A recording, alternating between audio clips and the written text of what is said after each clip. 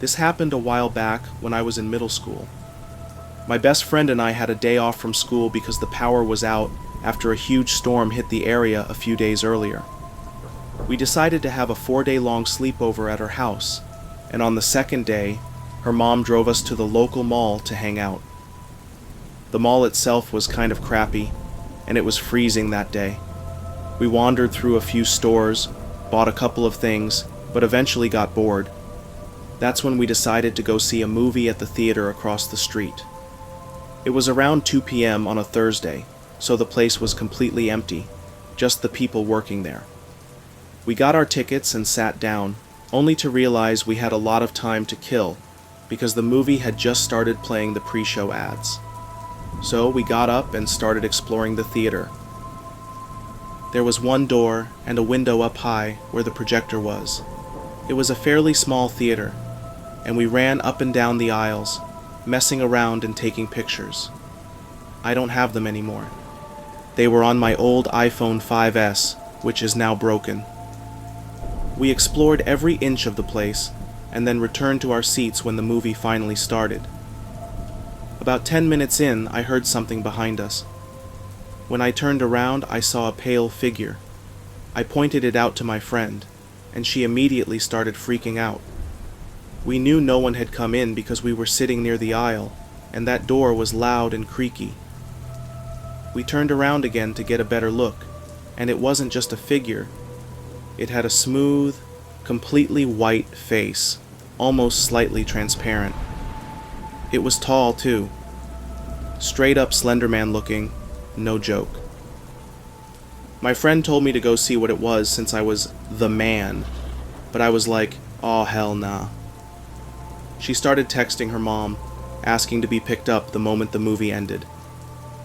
Every few minutes we kept checking to see if the thing was still there. It never moved, but it didn't go away either. As soon as the credits rolled, we bolted, ran straight out of the theater and across the street to her mom's car. We jumped in and told her everything. Of course, she didn't believe a word of it.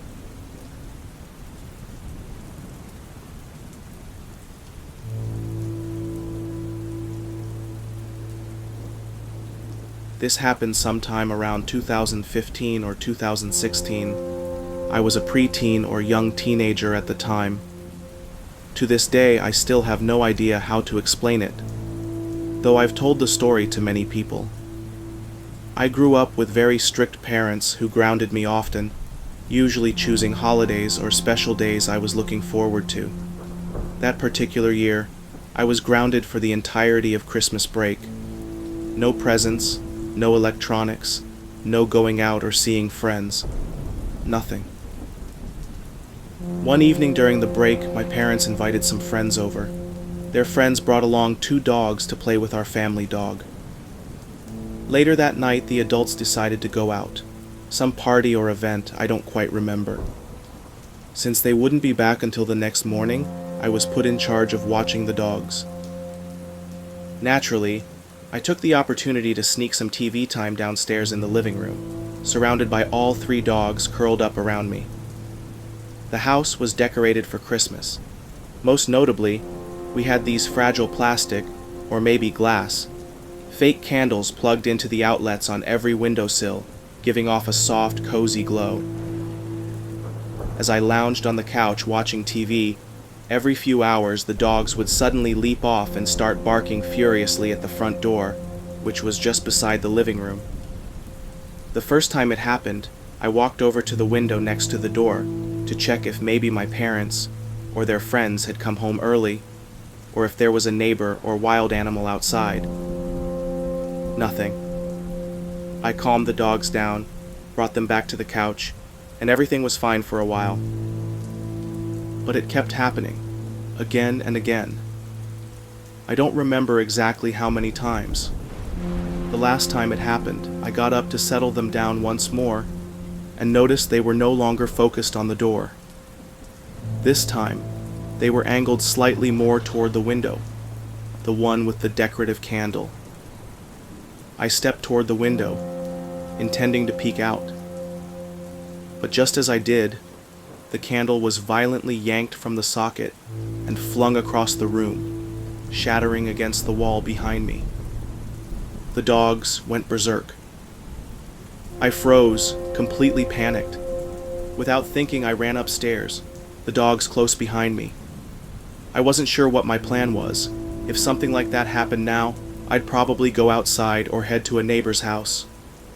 But back then, I just locked myself and the dogs in my bedroom until I eventually fell asleep. When my parents came home the next morning, I got in trouble for breaking the decorative candle. I knew they'd never believe what actually happened, so I didn't even bother explaining. To this day, I still don't understand it. Maybe it was something paranormal. I really don't know, but I've never forgotten it.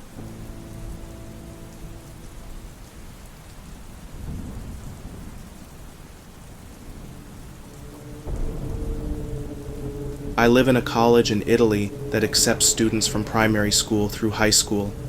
I'm 14 years old and actually live inside this college. The place is pretty big, divided into at least 4 sections, maybe more. That's just how I think of it. Out of those, only 2 parts are accessible. The other 2 are blocked off or abandoned. I've always had a fascination with exploring, especially places with creepy or paranormal stories. I love horror, so this kind of thing excites me. That's where things start getting interesting. My friend Orlando and I decided to explore the closest abandoned part of the college. He's a small YouTuber, and I usually act as the cameraman. On the first night, everything was going fine. We started exploring, but most of the doors were locked, so we couldn't get very far. Then, just as we were leaving, we ran into a group of other people who had the same idea. They had a way to open some of the blocked doors, and suddenly, it was like a whole new part of the building opened up, huge and seemingly never-ending. It was a part of the college I had never even seen before. After that, we all went back to our dorms and called it a night. The next evening, Orlando and I went back on our own. We reached a semi-closed room that we managed to open. Since I was filming, I entered first and asked Orlando for a flashlight because the camera, and our eyes, couldn't see anything in the dark. He handed me the torch, and I turned it on. Inside, the room was completely wrecked. Chunks of wall all over the floor, a weird smell in the air, and graffiti covering the walls. As I pointed the flashlight toward a wall that opened into a long, dark corridor I hadn't noticed before, we suddenly heard a loud roar. It didn't sound like any animal we knew. The ground beneath us shifted slightly, and we could hear something heavy running toward us. We ran. We sprinted down the stairs while I was still recording, and then we heard what sounded like dozens of people, maybe 50 or more, either laughing or screaming. It was impossible to tell which. 5 minutes after we got out, the fire alarm went off in the abandoned section, not once, but around 10 times. If it had been a malfunction, it probably would have gone off just 2 or 3 times. It felt like someone, or something, was intentionally setting it off. But there was no one else there. It wasn't the other students who live at the college, or convito in Italian. Only Orlando and I were near that section. Later, the night guards in the male dorm saw black smoke coming from the abandoned side, but it wasn't cigarette smoke. It looked different, darker. That was just last night, and honestly, I'm freaked out. I feel like something big is going on in that part of the building. I keep wondering why it's abandoned, but whenever I ask any staff or authorities, they either avoid the question or give me different stories. It feels like they're lying. I don't know what to do. I really need help figuring this out.